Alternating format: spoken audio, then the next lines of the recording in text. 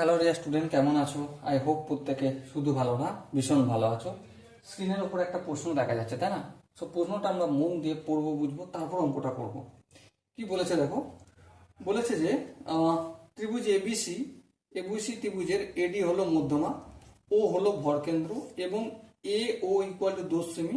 তাহলে ওডি এর দৈর্ঘ্য কত? চলো আমরা প্রথমে একটা ত্রিভুজ অঙ্কন করি।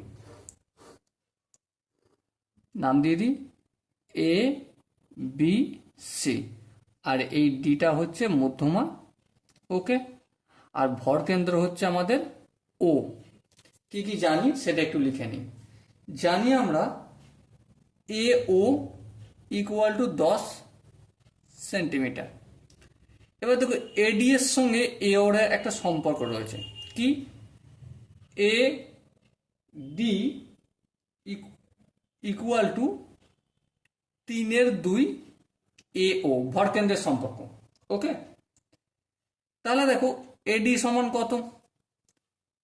3/2 ইন্টু এ ওর মান কত? 10, 5 10 50, তাহলে 3 5 15। এডিটা কতটা হলো? 15। পুরো এডিটা 15 হলো, এ ওটা হলো 10। তাহলে এখানটা কতটা? অবভিয়াসলি 15 থেকে 10 বিয়োগ করলে পেয়ে যাবো 5 cm, তাই না? ওডি। তো এখানে দেখো যে 4টা অপশন আছে, তার মধ্যে কোন অপশনটা ঠিক? Obviously option A is the right answer. Okay, I hope কোশ্চেনটা বোঝা গেছে। শুধুমাত্র বোঝার জিনিস একটাই, এখানটা কি, এখানটা সম্পর্ক কি? এই যে এডি বাহুটা, এডি হচ্ছে মধ্যমা বিসির, তাই তো?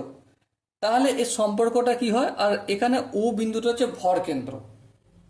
সো যখন ভরকেন্দ্র ও আর এডি হচ্ছে মধ্যমা, তখন এডি সমান 3/2 এ ও, এই সম্পর্কটা এসে দাঁড়ায়।